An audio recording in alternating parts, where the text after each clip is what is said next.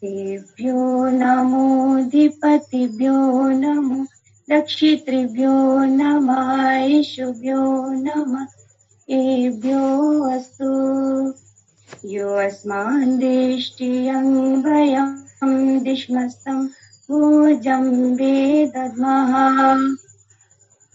ॐ प्रतीचिदिक्वरुणोऽधिपतिः प्रीदाकुरक्षितान्नमिषवः।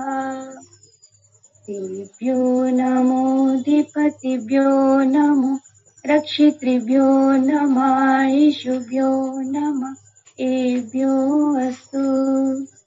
यो अस्मान् दृष्टियं वयं दिश्मस्तं भोजं वेदद्मः।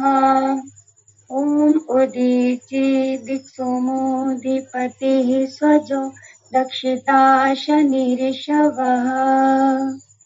तेभ्यो नमोऽधिपतिभ्यो नमो रक्षितृभ्यो नमः ईशुभ्यो नमः एभ्यो अस्तु। यो अस्मान् दृष्टियं वयं दिश्मस्तं भोजं वेदद्मः। ॐ ध्रुवादिक्विशुरधिपतिः कल्माषग्रीवो रक्षिताविरुदैषवः। तेभ्यो नमोऽधिपतिभ्यो नमो रक्षितृभ्यो नमः ईशुभ्यो नमः एभ्यो अस्तु। यो अस्मान् दृष्टियं वयं दिश्मस्तं भोजं वेदद्मः। ॐ ऊर्ध्वादिबृहस्पतिरधिपतिः श्वेत्रो रक्षितावशमिषवः। तेभ्यो नमोऽधिपतिभ्यो नमो रक्षितृभ्यो नमः ईशुभ्यो नमः एभ्यो अस्तु। यो अस्मान् दृष्टियं वयं दिश्मस्तं भोजं वेदद्मः। ॐ उदयं तमसस्परि स्वः पश्यन्त उत्तरम्। देवं देवत्रा सूर्यमगन्मज्योतिरुत्तमम्। ॐ उदुत्यं जातवेदसं देवं वहन्ति केतवः। दृशे विश्वाय सूर्यम्। ॐ चित्रं देवानामुद्गादनीकम्। चक्षुमित्रस्य वरुणस्याग्नेः आप्रा द्यावा पृथिवी अन्तरिक्षम्। सूर्यात्मा जगतस्तस्तुषश्च स्वाहा। ॐ तच्चक्षुर्देवहितं पुरस्ताच्छुक्रमुच्चरत्। पश्येम शरदः शतं जीवेम शरदः शतं शृणुयाम शरदः शतं प्रब्रवाम शरदः शतमदीनास्याम शरदः शतं भूयश्च शरदः शतात्।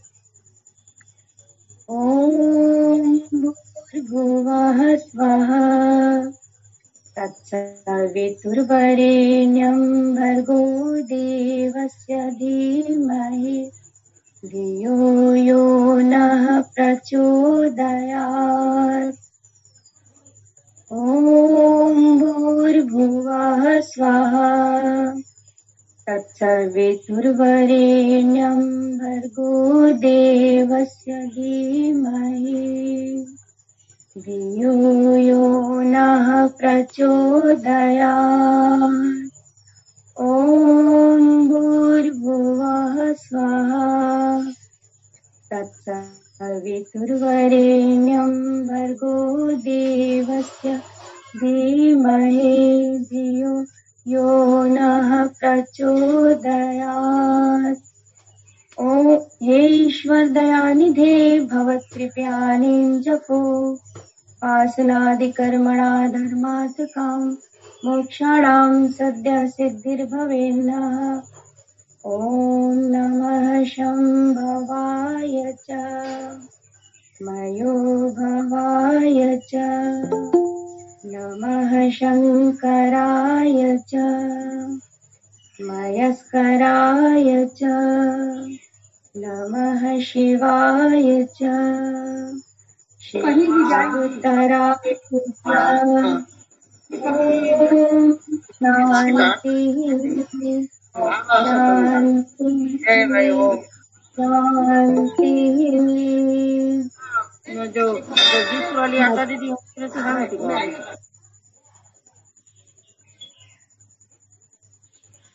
जी श्रद्धा सर। कुसुम जी आज जबल किसको ले आई है? फूल में से नया फूल खिला है। हैं? फूल में से कलियां भी आई हैं बगल में 2-3। अच्छा, वेरी गुड।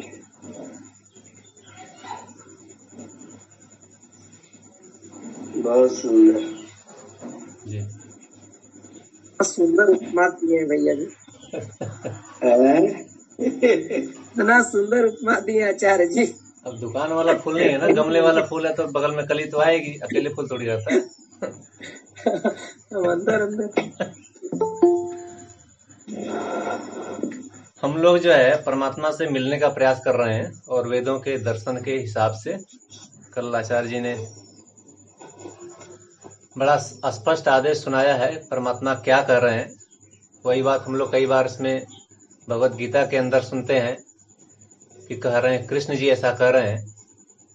तो अगर उसको परमात्मा की वाणी मान लें तो बहुत अच्छी बात है। परमात्मा अपनी शरण में बुला रहे हैं हम सभी को। तुम लोग मुझको छोड़ किसी दूसरे को मेरे स्थान पे मत पूजो, मत मानो और मत जानो। मैं ही पूजनी हूँ।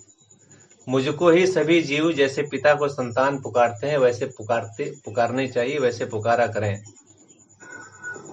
इसलिए डर करके किसी के अन्याय से किसी के धन की आकांक्षा नहीं करनी चाहिए। परमात्मा का आदेश है कि जीवों, ऐश्वर्य प्राप्ति के यत्न करते हुए तुम लोग विज्ञान आदि धन को मुझसे मांगो और तुम मेरी मित्रता से अलग मत हो। परमात्मा हमें अपना मित्र बना रहे हैं। अगर कोई हमारा मित्र हो जाता है तो हमें सुख में दुख में हमेशा हमारे साथ खड़ा रहता है। जो हमारा हितकारी है वो कड़वी बात हो तभी वो बोलता है, ऐसा होता है मित्र। तो परमात्मा हमारा मित्र बन रहा है। मार्गदर्शक के रूप में, पथ प्रदर्शक के रूप में आचार्य हम लोगों का मार्गदर्शन कर रहे हैं। आइए उनकी शरण में चलते हैं।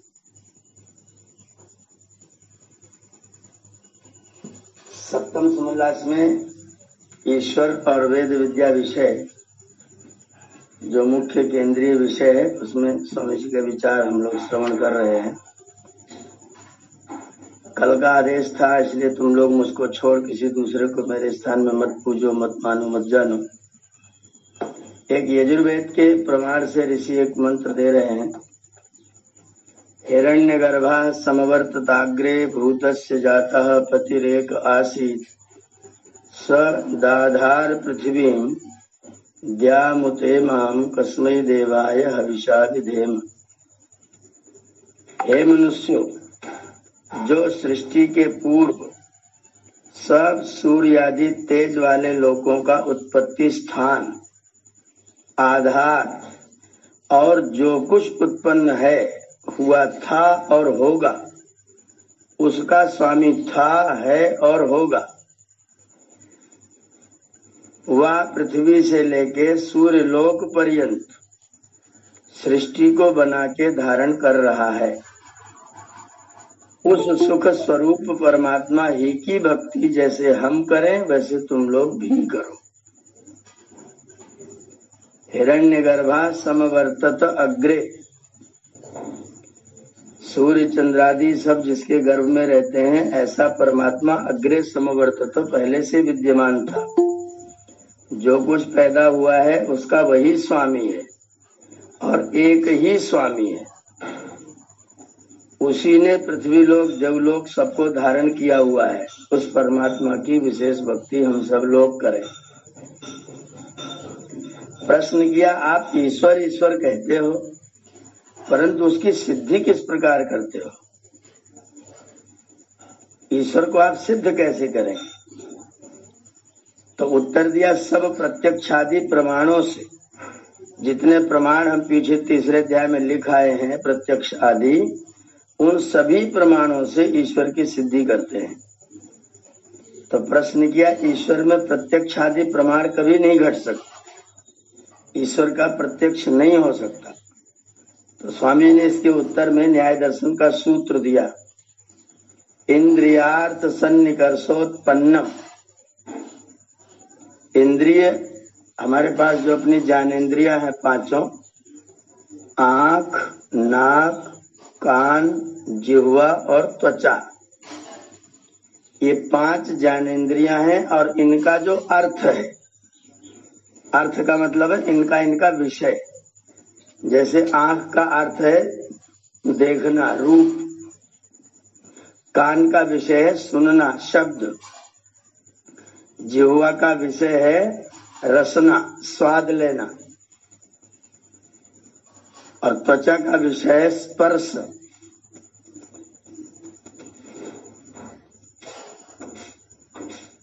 इस प्रकार से जो हमारी पांचों ज्ञानेन्द्रियां हैं, उनके जो शब्द, स्पर्श, रूप, रस, गंध, ये जो पांचों विषय हैं, उन विषयों के साथ इंद्रियों के जुड़ने से जो उत्पन्न होता है वह ज्ञान, यदि वो अव्यपदेशी हो, अव्यभिचारी हो और व्यवसायात्मक हो, तो उसको प्रत्यक्ष कहते हैं। अव्यपदेशी का मतलब जो किसी और के लिए न कहा जा सकता हो। अव्यभिचारी माने जो दूसरे में प्राप्त न होता हो। जैसे हमने कहा कि गाय की क्या पहचान है, तो आपने कहा कि सींग वाली। तो हम जाकर के भैंस को उठा लाए, बोले ये भी सींग वाली है। अब आप बताइए गाय कौन सी वाली? तो हमने कहा खड़ी सींग वाली। तो गया नील गाय पकड़ लाए, लो इसकी खड़ी सींग है। हमने कहा आप बताओ गाय क्या है? बोले 4 टांग वाली। वो जाके बकरी पकड़ ले, लो इसकी भी 4 टांगे हैं। तो ऐसा जो इसको प्रत्यक्ष नहीं कहते। प्रत्यक्ष का मतलब है ऐसा लक्षण, ऐसा चिन्ह, ऐसा संकेत, ऐसी अनुभूति जो दूसरे में ना हो, सबसे उसको अलग करती हो। जैसे गाय को बाकी सब प्राणियों से अलग करना हो तो शासनादि मत्वम गोत्वम। गाय का जो गलकंबल है, गले के नीचे जो कंबल लटका हुआ है, जो चमड़ी झूलती रहती है, वो गाय को छोड़ के अन्य किसी भी प्राणी में नहीं है। गलकंबल गाय में ही है। तो गाय की परिभाषा हमारी प्रत्यक्ष क्या होगी? शासनादि मत्वम। इसको बोलते अव्यभिचारी, जो दूसरों में हो ही न, प्राप्त ही ना हो, ऐसा लक्षण जान लेना, वो अव्यभिचारी लक्षण है। और अव्यपदेशी मतलब दूसरे में उसको कहा न जा सकता हो, ऐसा जो ज्ञान होता है निर्भ्रम, उसको बोलते हैं प्रत्यक्ष। स्वामी जी ने इसका अर्थ किया है, जो श्रोत्र, त्वचा, चक्षु, जिह्वा, घ्राण और मन का शब्द, स्पर्श, रूप, रस, गंध, सुख, दुख, सत्यासत्य विषयों के साथ संबंध होने से ज्ञान उत्पन्न होता है, उसको प्रत्यक्ष कहते हैं, परंतु वह निर्भ्रम हो। अब विचारना चाहिए कि इंद्रियों और मन से गुणों का प्रत्यक्ष होता है, गुणी का नहीं होता है। ये बहुत गहरी बात है। इंद्रियों और मन से गुणों का प्रत्यक्ष होता है, गुणी का प्रत्यक्ष नहीं होता है। जैसे चारों त्वचा आदि इंद्रियों से स्पर्श, रूप, रस और गंध का ज्ञान होने से गुणी जो पृथ्वी है उसका आत्मायुक्त मन से प्रत्यक्ष किया जाता है। हम धरती के एक टुकड़े का स्पर्श कर सकते हैं, उसका रूप देख सकते हैं, उसका स्वाद ले सकते हैं, उसकी गंध सूंघ सकते हैं, लेकिन ये चारों ही उसके गुण हैं। तो इन चारों गुणों को देख करके आत्मायुक्त मन से हम पृथ्वी का प्रत्यक्ष करते हैं। ऐसे ही इस प्रत्यक्ष सृष्टि में रचना विशेष एक एक पत्ती की कतरन, एक एक फूल का रूप, आकार, उसकी गंध, उसका गुण, एक एक व्यक्ति की, सबकी पृथक पृथक बुद्धि, सबका अलग अलग चित्त, सबका अलग अलग शरीर, सबका अलग अलग चेहरा। धरती पर 725 करोड़ लोग इस समय में हैं और 725 करोड़ लोगों के अंगूठे का साइज मुश्किल से 1 बाई 1 इंची का है। उस अंगूठे में रेखाएं किस तरह से खींची गई हैं कि 725 करोड़ प्रकार के अंगूठे सबके अलग अलग हैं। किसी के अंगूठे के निशान किसी से भी नहीं मिलते हैं। इस रचना विशेष को देखते हुए ज्ञान आदि गुणों के प्रत्यक्ष होने से परमेश्वर का भी प्रत्यक्ष होता है, क्योंकि हम संसार में गुणों को देख करके आत्मा से गुणी मान लेते हैं। ऐसे ही परमात्मा के सृष्टि में गुणों को देख करके आत्मा से परमात्मा को मान लेते हैं। ये उदाहरण स्वामी जी ने दिया है। आत्मायुक्त मन से प्रत्यक्ष किया जाता है। वैसे इस प्रत्यक्ष सृष्टि में रचना विशेष आदि ज्ञान आदि गुणों के प्रत्यक्ष होने से, व्यवस्था के प्रत्यक्ष होने से, सिस्टम लागू दिखाई देने से पता चलता है कि कोई व्यक्ति ऐसा है जो इस व्यवस्था को संचालित कर रहा है, व्यवस्थित कर रहा है। वैसे मन और इंद्रियों को किसी विषय में लगाता व चोरी आदि, बुरी व परोपकार आदि अच्छी बात के करने का जिस क्षण में आरंभ करता है, उस समय जीव की इच्छा, ज्ञान आदि उसी इच्छित विषय पर झुक जाते हैं। जब हम कोई पुण्य कर्म करने चले तो, या अपुण्य कर्म करने चले तो, उस समय उसी के प्रति हमारी सब इंद्रियां, हमारे मन इत्यादि और हम स्वयं भी उसी के प्रति झुक जाते हैं। उसी क्षण में आत्मा के भीतर से बुरे काम करने में भय, शंका और लज्जा तथा अच्छे कामों को करने में अभय, निशंकता और आनंदोत्साह उठता है। वह जीवात्मा की ओर से नहीं किंतु परमात्मा की ओर से है। बुरे काम से जो हमको डर लगता है वो ईश्वर की ओर से है। अच्छे कामों में जो हम सबको बता के करते हैं, सबको दिखाना चाहते हैं, प्रदर्शित करते हैं, कार्ड छपवाते हैं, ढोल बजा के लाने जाते हैं, जो हमें ठीक लगता है, सब उत्साहित होते हैं, तो वो होता है वो आज्ञा ईश्वर की ओर से है। और बुरा काम मन में आते ही मन में भैंस कोई देख तो नहीं रहा, ये भाव आता है। ये जो चेतना, ये जो प्रेरणा है वो ईश्वर की ओर से, आत्मा की ओर से नहीं है। और जब जीवात्मा शुद्ध होके परमात्मा का विचार करने में तत्पर रहता है, उसको उसी समय दोनों प्रत्यक्ष होते हैं।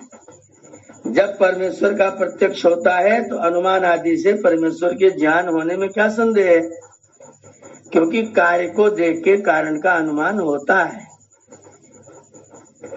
तो ईश्वर को हम इस प्रकार से सिद्ध करते हैं, जैसे हम संसार में वस्तुओं को प्रत्यक्ष, जिसको हम मानते हैं कि हम उसको जानते हैं, हम उसको देखते हैं, उसको भी आंखों से विषयों का संसर्ग होने के बाद आत्मा और मन से हम उसका प्रत्यक्ष करते हैं। गुणी का प्रत्यक्ष आत्मा और मन से करते हैं। ऐसे ही सृष्टि में व्यवस्था को देख करके हम आत्मा और मन से परमात्मा का प्रत्यक्ष करते हैं। जैसे संसार में गुणों का ही प्रत्यक्ष करते हैं, वैसे संसार में परमात्मा के गुणों का प्रत्यक्ष करें। मेरी जिह्वा, मेरा शरीर सब कुछ जड़ है, लेकिन कितना सुंदर बोलता है, सबको उपदेश करता है, सबको अच्छी बातें सिखाता है, सबको अच्छी बातें सिखाने का कारण बनता है। तो जड़ वस्तु में इतनी चेतना डाल करके जिस व्यक्ति ने रखी हुई है, जिस शक्ति ने रखी हुई है, वह शक्ति पदे पदे प्रत्यक्ष होती है। मुख में दाल भात को डालने के बाद हम में से कोई भी व्यक्ति नहीं सोचता है कि इसमें से अब रस बन रहा है, अब रक्त बन रहा है, अब मांस बन रहा है, अब मज्जा बन रहा है, अब अस्थि बन रहा है, अब शुक्र बन रहा है। अंदर अंदर सब कुछ बनता रहता है। हम सफेद सफेद चावल खाते हैं और अंदर लाल लाल खून निर्माण हो रहा होता है। हमें कुछ नहीं पता होता और अंदर सब कुछ चल रहा होता है। ये जो मेरे बिना किए भी कुछ चल रहा है, उसका करने वाला कोई न कोई है। इस गुण को देखते हुए हमें अपने आत्मा से परमात्मा को प्रत्यक्ष करना चाहिए। ऐसा ऋषि के उदाहरण देके समझा रहे हैं। तो आचार्य क्या ये अपराध हो रहा है? ये सब नहीं कर रहे हैं? अगर हम ऐसा नहीं कर रहे हैं तो क्या हम अपराध कर रहे हैं? बिल्कुल बिल्कुल अपराध तो हो ही रहा है। अपराध तो हो ही रहा है, क्रियाएं हमारी उचित थोड़ी हो रही है, गलत तो हो ही रहा है। परमात्मा के गुणों को, उसकी कृति को, उसकी चीजों को देख करके अगर हम उसका अनुमान नहीं कर रहे हैं, कला को देख करके कलाकार के बारे में नहीं सोच रहे हैं, तो फिर उसके बाद हम अपनी अपनी सिद्धि कर रहे हैं कि नहीं वो तो ऐसा है, वो तो ऐसा है, और वो भी ऐसा नहीं है, शास्त्र में लिखा वो भी नहीं मानेंगे। हम तो अपना अपना बना लेंगे और बना करके उसी को मानेंगे, उसको जो नहीं मानेगा उसका सर तलवार से कलम कर देंगे। ये जो मूर्खता वाली प्रवृत्तियां चल रही हैं, वो ईश्वर को ठीक न मानने के कारण से ही सारे संसार में आतंकवाद और ये तरह तरह के वितंडावाद जो चल रहा है जगत में, सब केवल इस कारण से क्योंकि ईश्वर को लोगों ने ठीक ठीक नहीं समझा और उसको ठीक ठीक नहीं माने।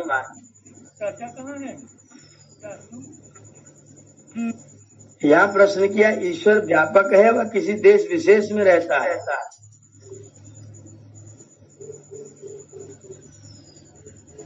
जी। तो उत्तर दिया,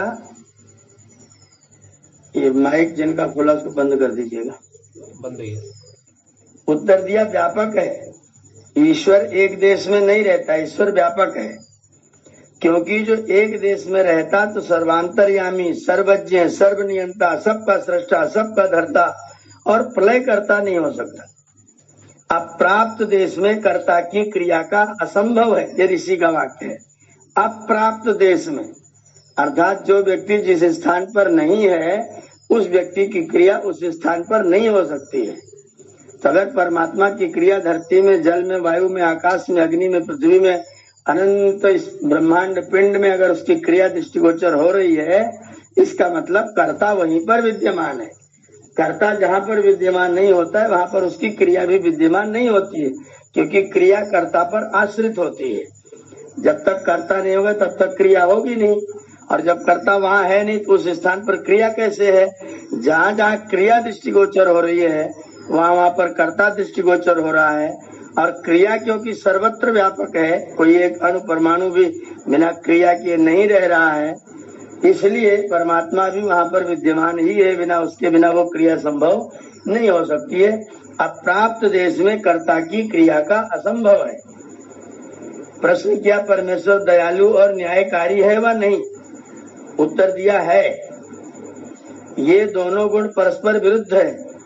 जो न्याय करे तो दया, और दया करे तो न्याय छूट जाए, क्योंकि न्याय उसको कहते हैं कि जो कर्मों के अनुसार न अधिक न न्यून सुख दुख पहुंचाना, और दया उसको कहते हैं जो अपराधी को बिना दंड दिए छोड़ देना। उत्तर दिया, न्याय और दया का नाम मात्र ही भेद है, क्योंकि जो न्याय से प्रयोजन सिद्ध होता है वही दया से सिद्ध होता है। दंड देने का प्रयोजन है कि मनुष्य अपराध करने से बंद होकर दुखों को प्राप्त न हो, वही दया का जो पराये दुखों का छुड़ाना। और जैसा अर्थ दया और न्याय का तुमने किया वह ठीक नहीं, क्योंकि जिसने जैसा जितना बुरा कर्म किया उसको उतना वैसा ही दंड देना चाहिए, उसी का नाम न्याय है। और जो अपराधी को दंड न दिया जाए तो दया का नाश हो जाए, क्योंकि एक अपराधी डाकू को छोड़ देने से सहस्त्रों धर्मात्मा पुरुषों को दुख होता है। जब एक के छोड़ने से सहस्त्रों मनुष्यों को दुख प्राप्त होता है, वो दया किस प्रकार हो सकती है? दया वही है कि उस डाकू को कारागार में रख के पाप से बचाना डाकू पर, और उस डाकू को मार देने से अन्य सहस्त्रों मनुष्यों पर दया प्रकाशित होती है। प्रश्न किया, फिर दया और न्याय दो शब्द क्यों हुए? क्योंकि उन दोनों का अर्थ एक ही होता है, तो दो शब्दों का होना व्यर्थ है, इसलिए एक शब्द का रहना तो अच्छा था। इससे क्या विदित होता है कि दया और न्याय का एक ही प्रयोजन नहीं है। उत्तर दिया, क्या एक अर्थ के अनेक नाम और एक नाम के अनेक अर्थ नहीं होते? होते हैं। तो पुनः तुमको शंका क्यों हुई? संसार में सुनते हैं इसलिए। उत्तर, संसार में तो सच्चा झूठा दोनों सुनने में आता है, परंतु उसका विचार से निश्चय करना अपना काम है। देखो, ईश्वर की पूर्ण दया तो यह है कि जिसने सब जीवों के प्रयोजन सिद्ध होने के अर्थ जगत में सकल पदार्थ उत्पन्न करके दान दे रखे हैं। इससे भिन्न दूसरी बड़ी दया और कौन सी हो सकती है? अब न्याय का फल प्रत्यक्ष दिखता है कि सुख दुख की व्यवस्था अधिक और न्यूनता से फल को प्रकाशित कर रही है। इन दोनों का इतना ही भेद है कि जो मन में सबको दुख सुख होने और दुख छूटने की इच्छा और क्रिया करता है वो दया, और बाह्य चेष्टा अर्थात बंधन छेदनादि यथावत दंड देना न्याय कहता है। दोनों का एक प्रयोजन यह है कि सबको पाप और दुखों से पृथक कर देना, ये दया और न्याय का प्रयोजन है। प्रश्न किया ईश्वर साकार है या निराकार, तो उत्तर दिया निराकार, क्योंकि जो साकार होता तो व्यापक नहीं हो सकता, जो व्यापक न होता तो सर्वज्ञ आदि गुण भी ईश्वर में न घट सकते, क्योंकि परिमित वस्तु में गुण कर्म स्वभाव भी परिमित रहते हैं, तथा शीतोष्ण क्षुधा तृषा और रोग दोष छेदन भेदन आदि से रहित नहीं हो सकता। इससे यही निश्चित है कि ईश्वर निराकार है। जो साकार हो तो उसके नाक कान आंख आदि अवयवों का बनाने हारा दूसरा होना चाहिए, क्योंकि जो संयोग से उत्पन्न होता है उसको संयुक्त करने वाला निराकार चेतन अवश्य होना चाहिए। जो कोई यहाँ ऐसा कहे कि ईश्वर ने स्वेच्छा से आप ही अपना शरीर बना लिया, तो भी बात सिद्ध हुआ कि शरीर बनने के पूर्व निराकार था। इसलिए परमात्मा कभी शरीर धारण नहीं करता, किंतु निराकार होने से सब जगत को सूक्ष्म कारणों से स्थूलाकार बना देता है। फिर प्रश्न किया ईश्वर सर्वशक्तिमान है कि नहीं, बोले है, परंतु जैसा तुम सर्वशक्तिमान शब्द का अर्थ करते हो वैसा नहीं, किंतु सर्वशक्तिमान शब्द का यही अर्थ है कि ईश्वर अपने काम अर्थात उत्पत्ति पालन प्रलय आदि और सब जीवों के पुण्य पाप की यथायोग्य व्यवस्था करने में किंचित भी किसी की सहायता नहीं लेता, अर्थात अपने अनंत सामर्थ्य से ही अपना सब काम पूर्ण कर लेता है। हम तो ऐसा मानते हैं कि ईश्वर चाहे सो करे, क्योंकि उसके ऊपर दूसरा कोई नहीं है।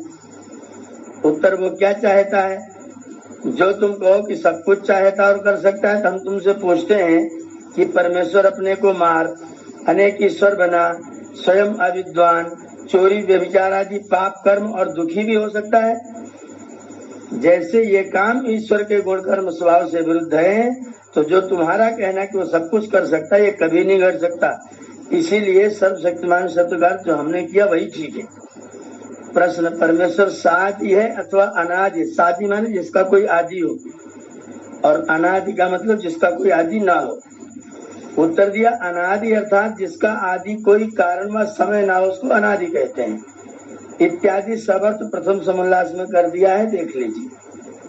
प्रश्न किया परमेश्वर क्या चाहता है? उत्तर दिया सबकी भलाई और सबके लिए सुख चाहता है, परंतु स्वतंत्रता के साथ किसी को बिना पाप किए पराधीन नहीं करता। परमेश्वर की स्तुति प्रार्थना और उपासना करनी चाहिए व नहीं? करनी चाहिए। क्या स्तुति आदि करने से ईश्वर अपना नियम छोड़ स्तुति प्रार्थना करने वाले का पाप छुड़ा देगा? उत्तर दिया नहीं। बोले तो फिर स्तुति प्रार्थना क्यों करना? उत्तर दिया उनका करने का फल अन्य ही है। ईश्वर स्तुति प्रार्थना उपासना करने का फल दूसरा ही है।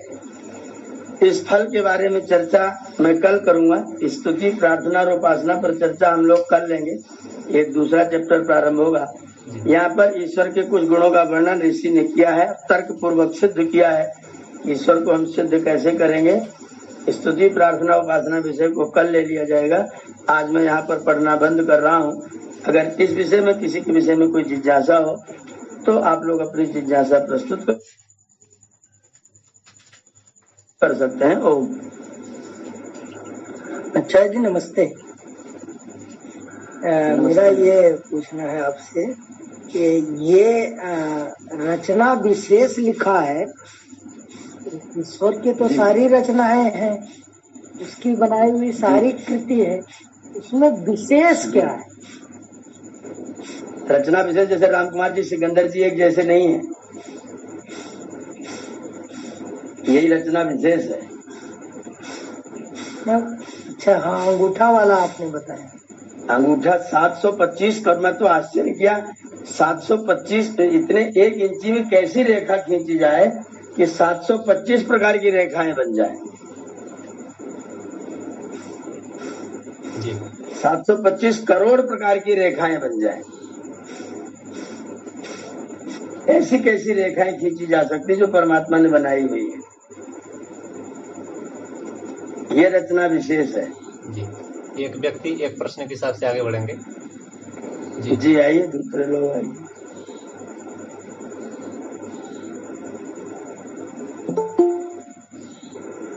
चेहरा भी नहीं मिलता आचार्य। हाँ, चेहरा भी नहीं मिलता, चेहरा भी नहीं मिलता, कुछ भी नहीं मिलता, कुछ भी। आवाज नहीं मिलती, मिलानी पड़ती है। चेहरा नहीं मिलता, आंखों की सबकी लाइट अलग अलग तरीके की है, सबके बाल अलग अलग तरीके के हैं, सबके कान, सब कुछ तो अलग अलग है, सब कुछ अलग अलग है। और जितने प्राणी है सबका सबके प्रकार का है। इसका कारण क्रोमोसोम्स है। अब क्रोमोसोम्स क्या चीज है?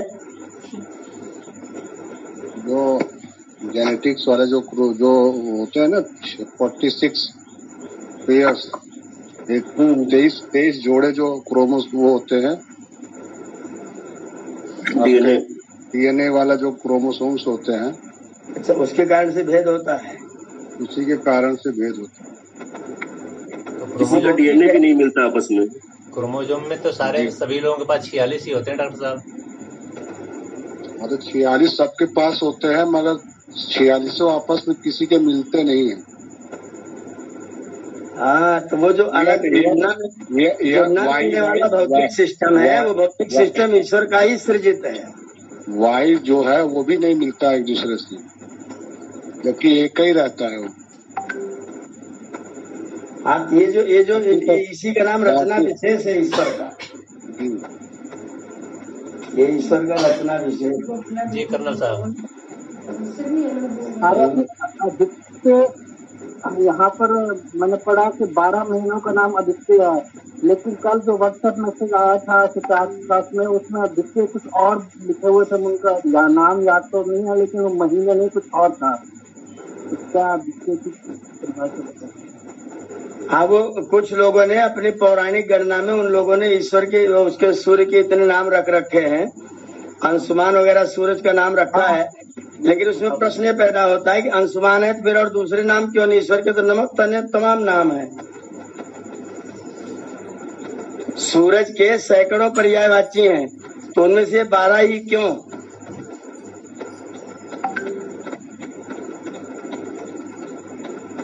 जब सूरज के सैकड़ों पर्यायवाची तो 12 ही नाम क्यों लिए जा रहे हैं? बाकी सब क्यों छोड़े जा रहे हैं? उसका आधार क्या है? इसलिए वो गणना ठीक नहीं है। और जो अंशुमान वगैरह भेजा गया है वो उचित गणना नहीं है। उचित गणना 12 मास ही आदित्य के। इसमें इंद्र को दोनों जगह रखा गया, आदित्य में भी, अश्विनी में भी। हाँ, वही वो गणना ठीक नहीं है, वो गणना सही नहीं है। वो जो गणना है वो ठीक नहीं है। कहना चाहता हूँ कि इस कक्षा में हम वेदों का अध्ययन कर रहे हैं, प्रकाश, और उसके बाद वेदों की मंत्रणा होती है, वेदानुकूल विचार व्यवहार के लिए बताया जाता है। लेकिन मैंने देखा कि इस कक्षा में कुछ उंगली लगा के अनुलोम विलोम कर रहे थे, उसका ऋग्वेदादि भाष्य प्रचार प्रकाश में स्वामी दयानंद जी ने निषेध किया उंगली से अनुलोम विलोम करने के लिए।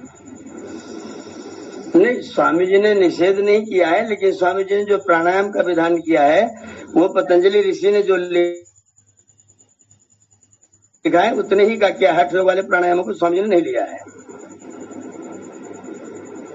ये अनुलोम विलोम इत्यादि जो है वो हठ योग वाले प्राणायाम है। जी। स्वामी जी ने महर्षि पतंजलि वाला ही प्राणायाम लिया है। जी जी, आइए विषय पर आइए। दया और न्याय, निराकार सर्वशक्तिमान।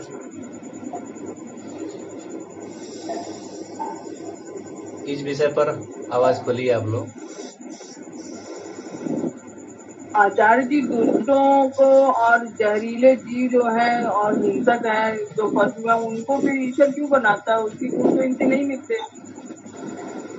जब उनको परमात्मा ने मनुष्य बनाया था तो उन लोगों ने मनुष्यों का काम नहीं करके सांप का, चींटी का, कीड़े मकोड़े का काम किया था। तो परमात्मा ने कहा उसकी तो उसने दया किया कि तुम्हारा इसी में ज्यादा रुचि है, चलो तुम वहां रह करके कुछ दिन देख आओ। तो परमात्मा ने को कुछ दिन के लिए वहां बढ़िया से दिखा दिया, देख करके फिर लौट के वो लोग आ जाएंगे। तो ये जैसे कहते हैं आचार्य जी की आवश्यकता आविष्कार की जननी है, तो ये जी। परमात्मा के लिए भी ये लागू हो रहा है क्या कि ऐसा जरूरत पड़ा तो उन्होंने ऐसा बनाया, और जरूरत पड़े तो और बनाएंगे, फिर तो निर्माण भी चल ही रहा होगा फिर तो। बिल्कुल बिल्कुल, और जरूरत पड़ेगी तो और भी बनाएंगे। तो अभी भी निर्माण को जरूरत पड़ती होगी तो और नए नए भी बनाते ही होंगे फिर तो। बन रहा है, निरंतर नया नया हो रहा है। यानी कोरोना ये का फिक्स नहीं म्यूटेशन है। क्या है? कोरोना का म्यूटेशन क्या है? वही है, तुम एक को बचाओ दूसरा आ जाएगा, तीसरा आ जाएगा। जी। परमात्मा नया नया बनाते रहेंगे जब तक हम अपना आचरण सुधार के वेदानुकूल नहीं करेंगे। मनुष्य बना दिया है, हम सांप बने घूम रहे हैं, जहाँ पाते वहीं भिड़ते रहते हैं। मनुष्य बना दिया, अपनी बिरादरी से हमेशा द्वेष किए रहते हैं, कुत्ता बने रहते हैं। तो परमात्मा कुछ दिन के लिए वहीं भेजते थे, जाओ अपनी बिरादरी झगड़ा ही करके लौट के आ जाना। जी।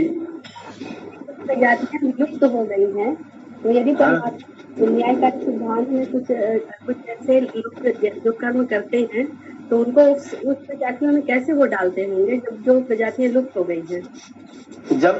जब आदमी ने गीध का काम करना शुरू कर दिया, भगवान ने गीध को उठा लिया, आदमी गीध हो गया।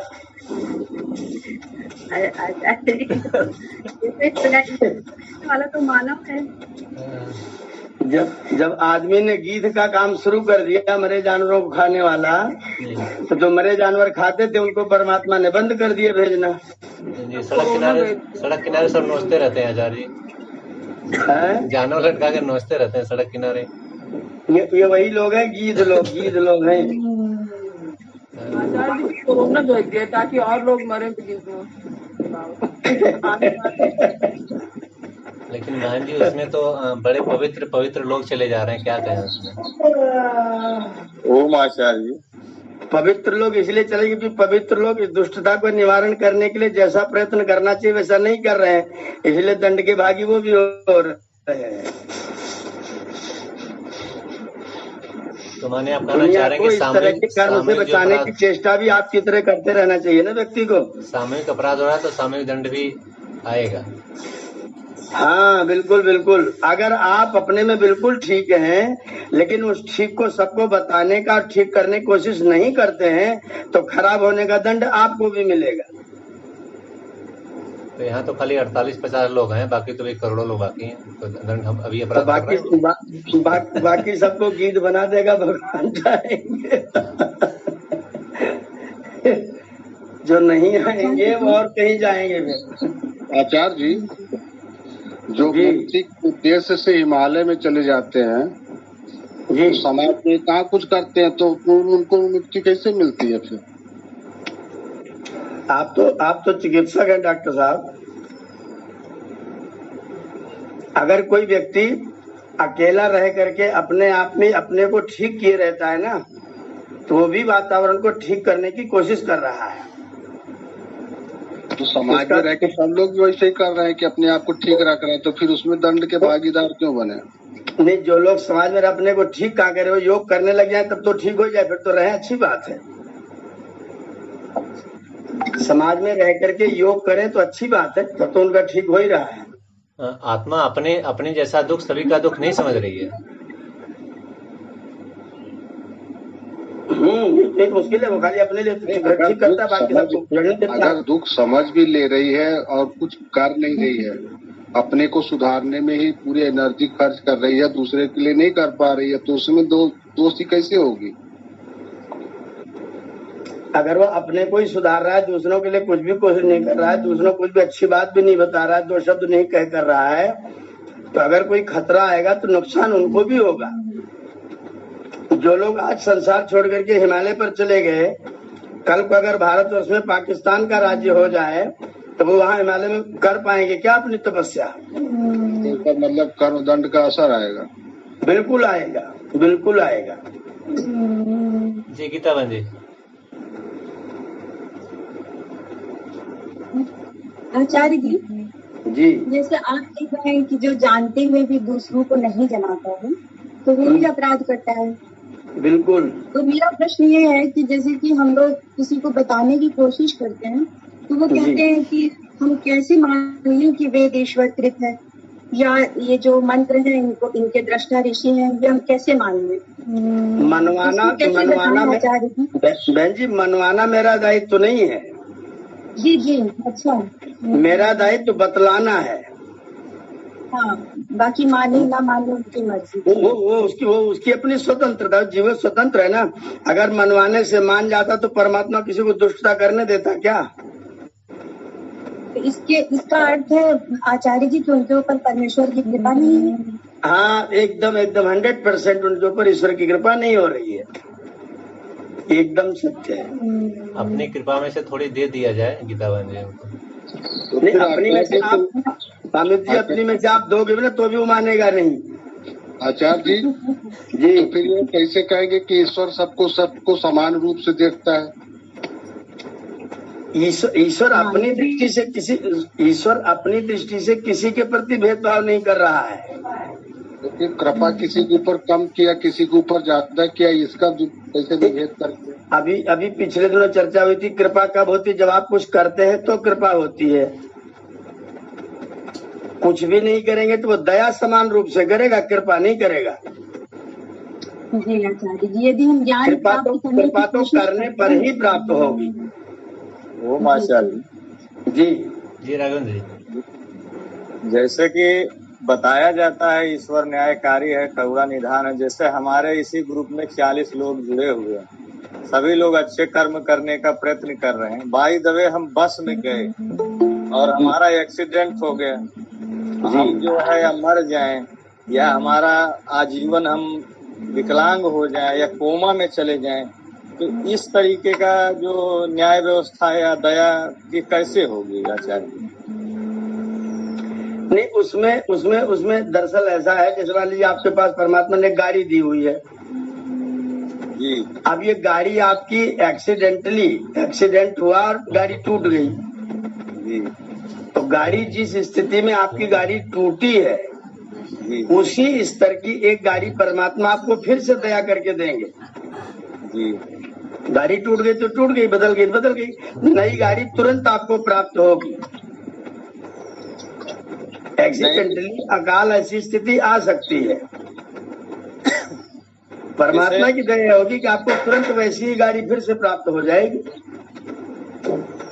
जो हमारे शरीर का क्षति हुआ आचार्य जी, अरे आप वही तो कह रहा, आपकी गाड़ी ही तो टूटी है, ये शरीर गाड़ी ही तो है, लाखों बार टूट चुकी है आचार्य जी। वो तो सही है आचार्य जी। जैसे मान लीजिए हम मृत्यु को प्राप्त हो गए तो नई योनि में फिर नया मनुष्य जन्म ले लिए, ये तो समझ में आया कि चलिए ईश्वर का एक न्याय विधान था कि ये नए योनि में प्राप्त हो गए। लेकिन जो दुख का भागीदार कभी कभी बनना पड़ता, जैसे एक उदाहरण हम लेंगे, हमारी दादी जी थे और हमारे साथ भी एक कैजुअलिटी बराबर होती रहती है कि किसी चीज को आचार्य जी बिना संघर्ष किए या बहुत ज्यादा वो किए प्राप्त नहीं, तो दूसरी बात हो गई। जैसे दादी हमारी बचपन से जो है क्या मतलब उनका ईश्वर में वो था, लेकिन उनको बराबर कष्ट मिले। मतलब उनके सामने ही उनके दामाद जी मर गए, उनका नाती मर गया, उनका पुत्र मर गया, फिर जो है स्वास्थ्य अंत समय में भी उनका बहुत अंत नहीं हुआ, जबकि वो बहुत ही ईश्वर में आस्था रखती थी और सारी चीज उन्हीं का प्रभाव है हमारे ऊपर थोड़ा सा कि हम थोड़ा सा धर्म के प्रति इतना हुए। तो कभी कभी ये विचार आता है कि ईश्वर का कैसा न्याय है, कैसा दया वो है। जी अच्छा, नहीं, अगर मान लीजिए कोई व्यक्ति पुण्य कर्म करता हुआ भी अगर कदाचित दुख पा रहा है जी जी, तो उसका वो दुख जो है वो पूर्वकृत कर्मों का है, पूर्व जन्म के कर्मों का फल है वो। लेकिन आचार्य जी ये कहा जाता है कि आपने बड़े भाग, एक तुलसीदास जी का एक दोहा है, बड़े भाग से मानुष तन पावा, यानी उस पूर्व कर्म में अच्छे कर्म भी किए होंगे ना। हाँ, अच्छे कर्म किए इसलिए तो आपको मानव का तन मिला है। जी, तो क्या ऐसा नहीं हो सकता जैसे अच्छे कर्म करते हुए जो हमने पूर्व में गलत कर्म किया है तो उसको अगले जन्म में ना भोगना पड़े?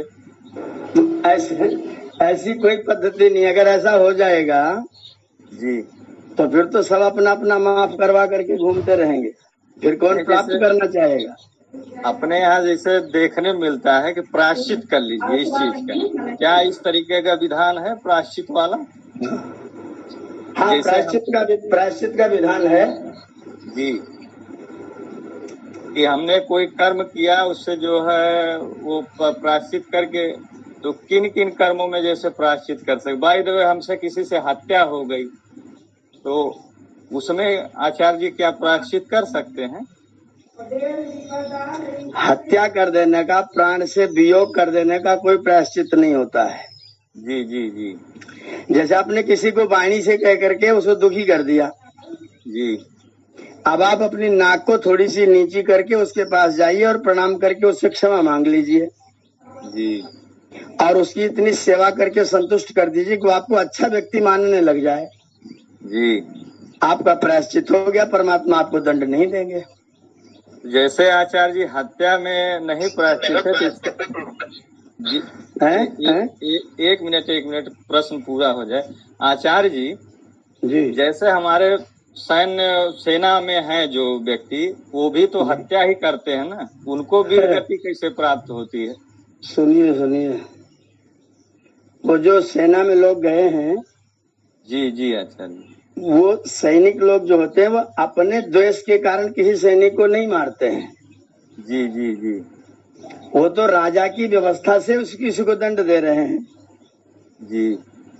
अगर राजा की व्यवस्था से कोई सैनिक कार्य कर रहा है तो फिर उसका अगर दंड भी कुछ होगा तो वो राजा के लिए होगा, आपके लिए नहीं होगा, करने वाले के लिए नहीं होगा। जी।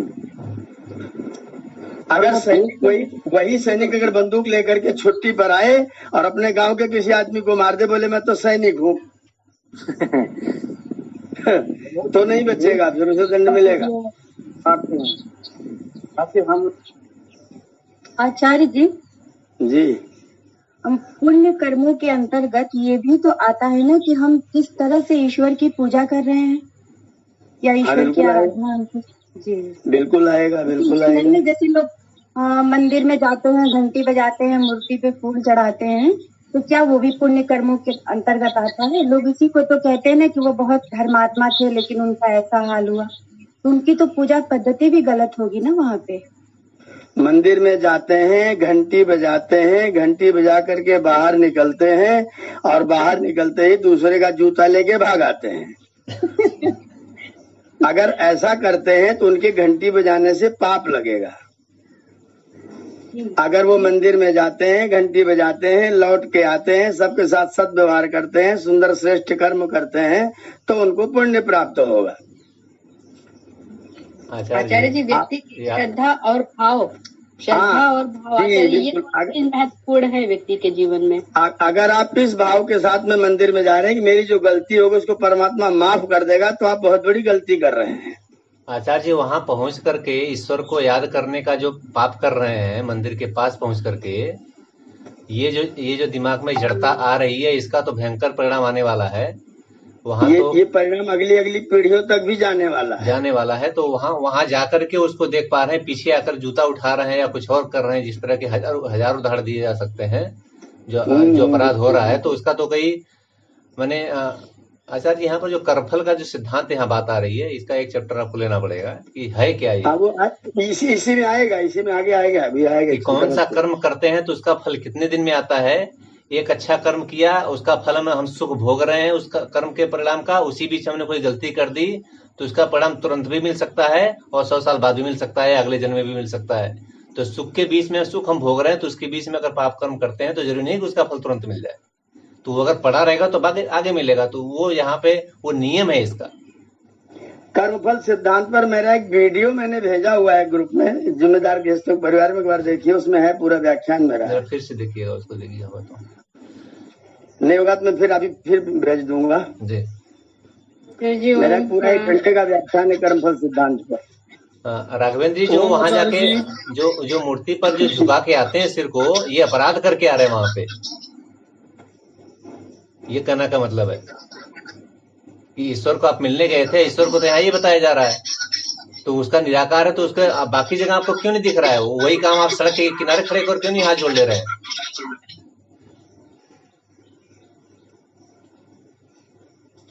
आचार्य जी जी एक प्रश्न मेरा भी है। जैसे ना हमारे घरों में कॉकरोच होते हैं, जी तो कॉकरोच को हम दवा डाल के मारते हैं तो फिर बड़ा दुख होता है। अब मारने भी पड़ते हैं, ना मारे तो फिर उनकी संख्या बहुत ही अधिक हो जाए और नुकसान भी नहीं, होता है। उनके लिए भगाने वाली दवा लाइए और सीलन घर में मत आने दीजिए। नहीं, सीलन नहीं रहती है, वैसे ही वो किचन वगैरह में जो लकड़ी की आजकल सेल्फ चलती है ना, ये मॉड्यूलर हाँ, किचन में, तो सीलन के ही कारण से वो आते हैं। हाँ, तो फिर बड़ा दुख भी होता है जब वो मरते हैं। तो उनको भगाने की भी दवा है। उनको भगाने वाली दवा, मारने वाली दवा मत करिए, भगाने वाली करिए। पहली बात तो घर में सीलन ऐसे अंधेरा वाला जगह मत रहने दीजिए। आचार्य जी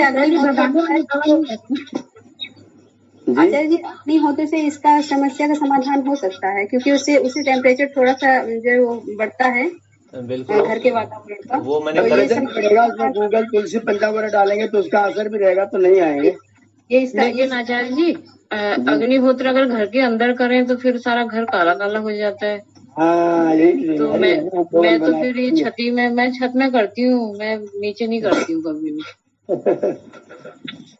अग्निहोत्र करने में अगर मेरी समिधा अच्छी हो और घी की मात्रा पर्याप्त हो तो धुआं होगा ही नहीं।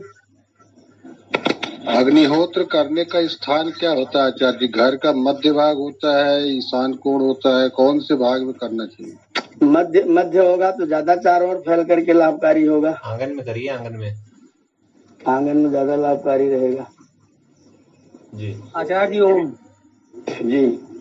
जी आचार्य जी ये कह रहे हैं जैसे ईश्वर तो सर्वशक्तिमान है, सर्वव्यापक है, सर्वसमर्थ है जी, बिना उसके इच्छा के कोई कुछ नहीं कर सकता, ना कुछ हो सकता है।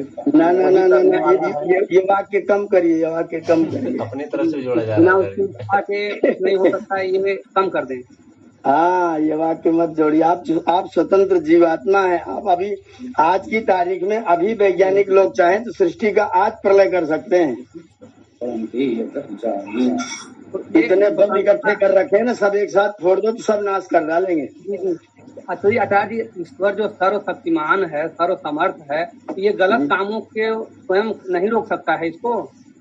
तो ये गलत है, हम जो बना सकते हैं हम, तो इसको हम रोक भी सकते हैं कि हम ना विनाश होने दें। आचार्य जी आपके ईश्वर पर बार बार आरोप लग रहा है ये। आपके ईश्वर पर बार बार आरोप लग रहा है ये। कर्म फल सिद्धांत और ईश्वर को जोड़ दे रहे हैं।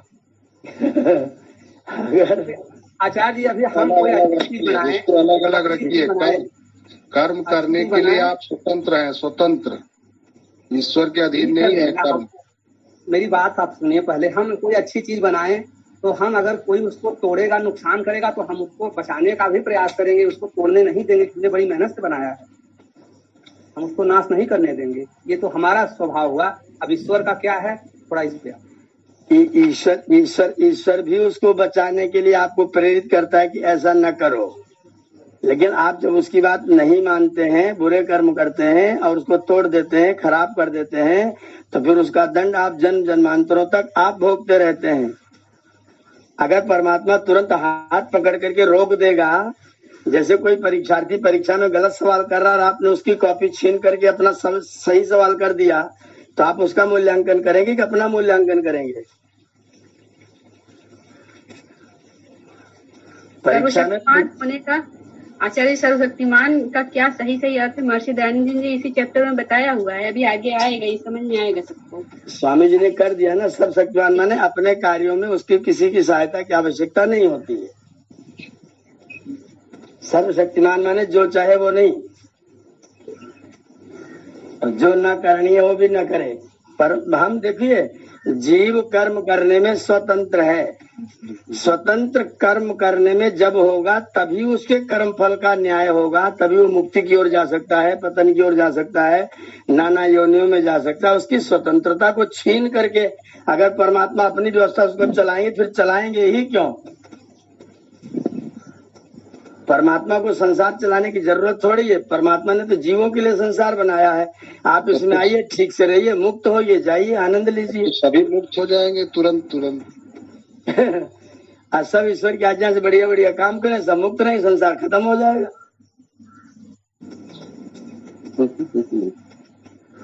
आचार्य जी नमस्ते। जी नमस्ते नमस्ते।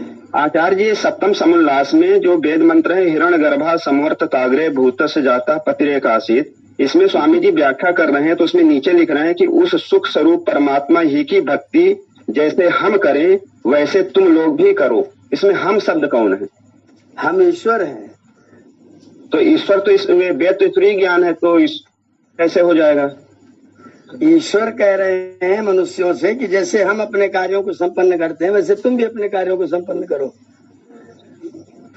जैसे सुख स्वरूप परमात्मा ही की भक्ति जैसे हम करें वैसे तुम, जैसे ये आचार्य समझ में नहीं आ रहा है। ये समझ में नहीं आ रहा कि उस सुख स्वरूप परमात्मा ही की भक्ति जैसे हम करें वैसे तुम लोग भी करो। मंत्र की भाषा देखिए, हविषा विधेम। जी जी। हविषा विधेम जो है वो विधिलिंग का उत्तम पुरुष का बहुवचन का रूप है। जी जी। तो उत्तम पुरुष बहुवचन का मतलब हम सब करें। जी जी जी। अब हम सब करें में ईश्वर हम मनुष्यों से कह रहे हैं कि जैसे जैसे बड़े लोग करें, विद्वान लोग करें, आचार्य गण करें, वैसे हम सब करें, मिल के करें। अच्छा अच्छा अच्छा, ठीक। ईश्वर भक्ति करें वैसे हम करें, ऐसा अर्थ नहीं है। जी जी जी। जैसे हम पूर्वज लोग, हम बड़े लोग, हम सब करें वैसे हम सब लोग करें, मिल के एक साथ करें। आचार्य जी। जी जी जी। जैसे लग रहा है आप ये अर्थ गढ़ रहे हैं यहाँ पर। भैया मैं मंत्र का शब्द क्या कह रहा है आप देखिए, मैं क्यों कर रहा हूँ। यही आचार्य समझ में नहीं आ रहा था, पढ़ रहे थे तो समझ में नहीं आ रहा कि परमात्मा ही की भक्ति जैसे हम करें, तो ये नहीं समझ में आ रहा था, अब समझ में आ गया आप जो बताए।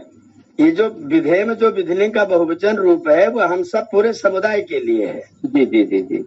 तो हम सब मानवगण उसी परमात्मा की भक्ति करें, जैसे बड़े लोग पूर्वज लोग करें वैसे बाकी सब लोग करें। कहीं महर्षि ध्यान तो नहीं करेंगे जैसे मैं करूं ऐसे तुम लोग भी करो। महर्षि अपने लिए ऐसा कैसे थोपेंगे? महर्षि ने कहीं ऐसा कहा नहीं जैसा मैं करता हूँ वैसे तुम करो। वो कहते हैं सब जने विचार कर लो, मेरी भी बात ठीक न लगे, वेदानुकूल न लगे, तुरंत हटा देना। महर्षि ने कहीं ने कहा मेरे भेड़ की तरह मेरे पीछे चल पड़ो, मेरी बात पर गंभीरता से विचार करो, जब आत्मा स्वीकार करे तब उसको स्वीकार करो। अगर पूर्वज मूर्ति पूजक है तब? पूर्वज मूर्ति अगर वो कहेगा कि मेरी ही मानो तो वो गलत करेगा। उसे कहना चाहिए जब मैं ऐसे करता हूँ तुम करो, अगर तुम्हारी समझ में आता हो प्रश्न करो, तर्क करो, अगर उचित लगे तो तुम भी करो, नहीं तो छोड़ दो। छूट नहीं बिल्कुल वहाँ भी, छूट किसी के लिए भी नहीं है। आप तर्क करिए, विचार करिए, विमर्श करिए, उचित लगे, अनुचित कर्म न लगे तो आप भी करिए। आचार्य जी। जब भगवान की इच्छा से ही सब कुछ होता है तो फिर शब्द बदलिए, फिर शब्द बदलिए, फिर शब्द बदलिए जी, शब्द बदलिए। सब उसकी इच्छा से नहीं होता। यही घपला होता है, तो यही घपला होता है। मेरे यहाँ गुरुकुल में मैं तखत बनवा रहा था, एक बढ़ई आया हुआ था, तो बढ़ई तखत बना रहा था, वही बीड़ी पीने लग गया। मैंने कहा भले आदमी ये आश्रम है, तू आश्रम में बीड़ी पी रहा है, पीना है तो बाहर जाके पी के आ, यहाँ मत पी। तो उसने बीड़ी बुझा दी और बुझा करके तखत से ऐसे लग करके खड़ा हो गया और बोलता है आप ही लोग तो समझाते हो कि बिना परमात्मा के चाहे कुछ नहीं होता है, जब परमात्मा चाह रहा है तभी तो मैं पी रहा हूँ, नहीं तो मैं कैसे पीता। हाँ, आप बताइए।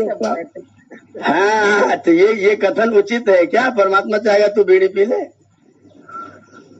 किसी समझाओ तो यही कहते कि भगवान सब करा रहा है, ये भी करा रहा है हमसे। नहीं, यही से घपला शुरू होता है। घपला का मूल बिंदु यही है। आचार्य जी, यहाँ पर जो हमारी प्रार्थना है कि हम यंत्र बन जाएं, वो हम वैसे बन जाएं कि वो जैसे हमसे करा ले। हमारी तो यही प्रार्थना है कि हमसे वो करा ले, लेकिन हम अपना जोड़ के रखते हैं उसमें। हम कहाँ शरण में जाते हैं पूरी तरह से। हमसे अगर वो कराएगा, मान लीजिए हम यंत्र बन जाए, तो हमसे फिर वो क्या कराएगा? जगत का उपकार, जगत का कल्याण। जी जी। फिर हमसे क्यों बीड़ी पिलवाएगा, शराब पिलवाएगा, चोरी करवाएगा, डकैती करवाएगा? वहाँ तर्क और वितर्क वाला मामला आ जाता है। तो हाँ, तो वितर्क नहीं करना है, सतर्क रहना है, सतर्क। वो हमसे करवा ले, हम कर दें, जैसा वो चाहे वैसा कर दें, ऐसा होने के लिए पूरा जन्म जन्म लग जाता है। ये लोग बीड़ी पी करके भी कहते वही करवा रहा है। आचार्य जी, कल मैं पढ़ रहा था, थोड़ा सा उस पर शंका समाधान करिएगा। मंत्र 2 शब्दों से मिलकर बना है, मन धन तरा, तो जिसका अर्थ होता है मन या मन का विस्तार, तो ये क्या सही है? तरा माने विस्तार कहाँ से आ गया? तो इसका मतलब ये गलत उसमें लिखा गया। बिल्कुल बिल्कुल बिल्कुल, ये गठबैठी इसको बोलते हैं, गठबैठी। जी जी जी। त्रा माने विस्तार नहीं है, त्रा माने पालना है, त्रा माने रक्षा है। यानी मन को पालना होगा, इसका मतलब आचार्य जी? हाँ, जो मन की रक्षा करे, मन को बाहर विषयों भटकने से रोक दे, वो मंत्र है। जी जी जी। तो ये सही है आचार्य जी, 2 शब्दों से मिलकर बना मन धन त्रा।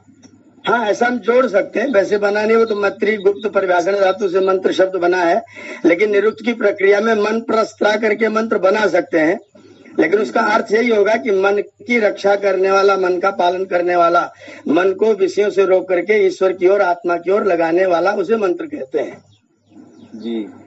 मन को फैलाने वाला मंत्र नहीं हो सकता है। राघवेंद्र जी, समय हो रहा है। राघवेंद्र जी, पुस्तकालय जल्दी स्थापित करिए। ये बिल्कुल कुछ पुस्तकालय हमारे पास पुस्तक है, लेकिन अभी कुछ पुस्तकें हैं, लेकिन अभी डॉक्टर दिव्यावन ये बोलने के लिए है, समापन इन्हीं से करवाएंगे आज। आचार्य जी, एक प्रश्न ये है जी,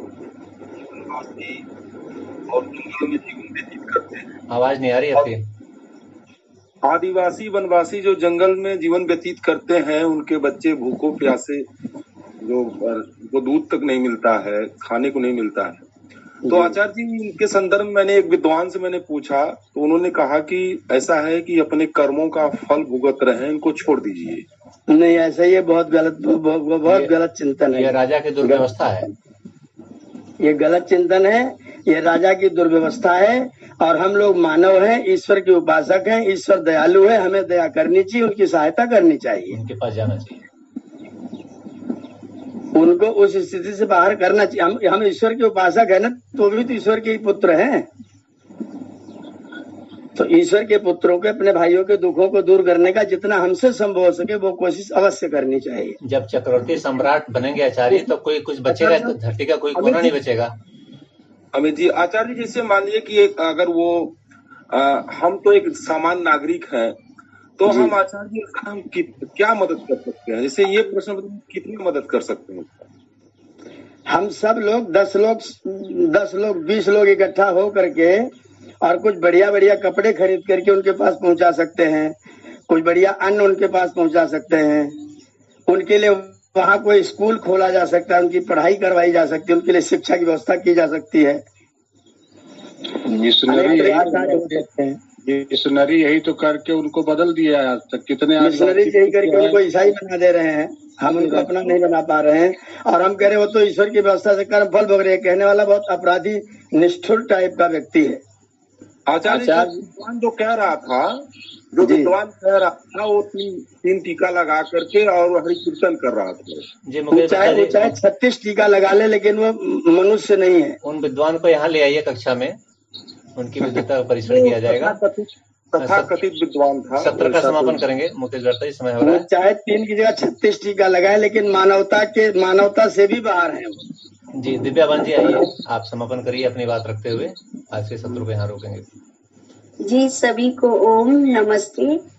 अभी ये चर्चा चल रही थी कि ईश्वर की इच्छा होती है, तो मुझे तो लगता है ईश्वर की इच्छा अनिच्छा कुछ नहीं होती है, और वो जो करता है वो बहुत ही उत्कृष्ट करता है। लेकिन बात ये होती है कि अगर हम ये सोचते हैं कि ईश्वर ही करा रहा है, तो ये बिल्कुल सोच हम लोगों की गलत होती है। क्योंकि जब हम चोरी करते हैं तो जो डर लगता है वो ईश्वर मना कर रहा होता है, वही आवाज है। जब उसको हम नहीं सुनते हैं तो ईश्वर कैसे चाह रहा है कि हम वो करें। और जब हम हवन करते हैं तो कोई डर नहीं लगता है। अभी आचार्य जी ने ये सारी बातें बताई, तो यही है कि ईश्वर जो है हर कुछ करवाता, अच्छा करवाता है, लेकिन जो है जब हम जिस बात को सुनते हैं जो अच्छा होता है, जहाँ हमें आनंद मिलता है, आचार्य जी ने भी अभी बताया, जहाँ हमें आनंद मिलता है तो वही कार्य जो है हमें करना चाहिए।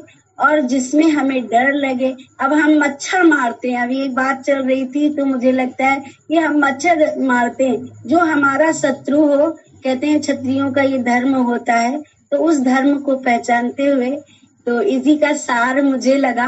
क्या मैं सही हूँ आचार्य जी? क्या चीज? जैसे ईश्वर को अभी सब लोग कह रहे थे कि ईश्वर जो चाहता है वही होता है, तो ईश्वर अगर चाहता कि चोरी करना अच्छा है, उसमें भी लोग चोर कहते हैं कि ये हम परिश्रम करते हैं, लेकिन फिर उसमें डर क्यों होता है? फिर वो चोरी करके मतलब ये सबके सामने वो क्यों चीज नहीं उठा लेता है ना? उसको डर क्यों लगता है कि कोई देखे ना और हम पकड़े जाएंगे ऐसा? तो मुझे लगता है कि वो ईश्वर ही रोकता है और कहता है कि जब डर लगने लगता है तो वो चाहता है कि ये कार्य हम ना करें। अभी ऋषि ने स्पष्ट शब्दों में कहा है, अभी ऋषि ने स्पष्ट शब्दों में कहा है कि जिस कार्य को करने में भय, शंका, लज्जा या आनंद, उमंग, उत्साह पैदा होता है वो ईश्वर की ओर से ही है। जी जी, तो चोर को चोरी करते से जो डर है वो ईश्वर की ओर से है, और आपको सत्संग करते से जो आनंद है वो ईश्वर की ओर से है। महटिया ने बहुत तेज हो गए हम लोग आचार्य, यही बात इसमें समझ आ रही है। महटियाते बहुत हैं हम लोग, अपने मन की सुनते हैं, उसकी नहीं सुनते हैं। जी आचार्य जी, समापन करेंगे। इसका एक उदाहरण प्रस्तुत अगर कर सके, अनुमति है कि समापन हो? समापन ही है, इसको आप लिखिएगा उस ग्रुप में, सब लोग यहाँ पर रहेंगे। बहन जी आप कुछ कर रही थी कल, उसको आचार्य से कह लीजिए, हो सकता है कोई पास हो जाए आपका विचार। जी, हमारा निवेदन ये था कि इस उम्र में आकर के हम लोग बातें सुनते हैं और बहुत कुछ प्राप्त कर सकते हैं, लेकिन अगर यही ज्ञान बच्चों में शुरू से उनको बताया जाए, जो हम सुनते हैं रोज लेकर के, या कुछ उसकी परिचर्चा हो या उस प्रकार का कुछ हो, तो बच्चे अगर इसमें आ जाएंगे तो आगे जो है पीढ़ी हमारी संवर जाएगी, हमें लगता है। तो उसके लिए क्या किया जाए, आपका क्या विचार है कि बच्चे भी उन्हें सुने और उनसे भी कुछ प्रश्न किए जाएं सामने ही बिठा करके, या उनके लिए कुछ एक चर्चा का विषय दिया जाए? क्योंकि अगर ये बच्चे अगर सुधरते चले जाते, ये जब समझते चले जाते हैं, तो ये सुधार वाली की हमें जो प्रयत्न फिर से वही पढ़ाना पड़ता है वो ना पढ़े। तो कैसे क्या दिया जाए बच्चों में, इसको घुट्टी बना करके कैसे पिलाया जाए? हम माता पिता से कहते हैं तो कहते हैं अब बच्चों को पढ़ना जरूरी है। अब उनको जो है साइंस मैथ इतना ज्यादा वो परेशान होते हैं, और साइंस मैथ और बहुत ज्यादा बड़े डॉक्टर इंजीनियर और सब बन जाते हैं, उसके बाद भी वो आत्महत्या कर लेते हैं, उनके जीवन में कोई सुकून नहीं होता है। तो क्या करें कि हमें केवल यही शिक्षा देनी चाहिए, इन संस्कारों से कैसे जोड़े रखें? अब माता पिता कहते हैं कि हमें समय ही नहीं मिलता, सारे दिन हमें स्ट्रेस मिलता है, हम विद्यालय जाते हैं, हम ऑफिस जाते हैं, तो अब शाम को थोड़ा ना समय रहता है। माएँ कहती हैं कि अब पता चला हमें खाना खिलाना है बच्चे को और उनको देखना है, उनको देखना है, तो हम बच्चे से कैसे करें? जी आचार्य जी क्या ऐसा कर तो सकते हैं? इसके लिए क्या किया जाए कि जो है, वैसे माँ का तो प्रथम कर्तव्य। आचार्य क्या ऐसा करें कि हफ्ते में एक दिन बच्चों को साथ में हम नियम बना लें कि बच्चे एक दिन हमारे साथ बैठेंगे, हफ्ते में एक दिन, ऐसे हम भी बैठे हमारे साथ। एक बार छुट्टी रहती, छुट्टी दिन बच्चे भी रहे। हाँ, बच्चों को भी साथ है, उस दिन कक्षा मुख्य रूप से बच्चों के लिए चले और हम लोग साथ में बैठे। हाँ, ऐसा कर सकते हैं, ऐसा भी कर सकते हैं। जी जी, तो आप लोग बच्चों के लायक प्रश्न बना लीजिए सप्ताह भर में। जी और उस दिन वही प्रश्न या बच्चों से ही कहलवाइए या आप लोग ही कहिए। नहीं, बच्चे कह लेंगे, बच्चे स्वयं कहेंगे, हम सिखा लें उनको, समझा लें प्रश्न की उनका क्या प्रश्न बना के बच्चों को दे दीजिए और बच्चे वो प्रश्न अपनी ओर से उठाएं। जी, और उनका इसके लिए गुरुकुलीय शिक्षा प्रणाली आवश्यक है।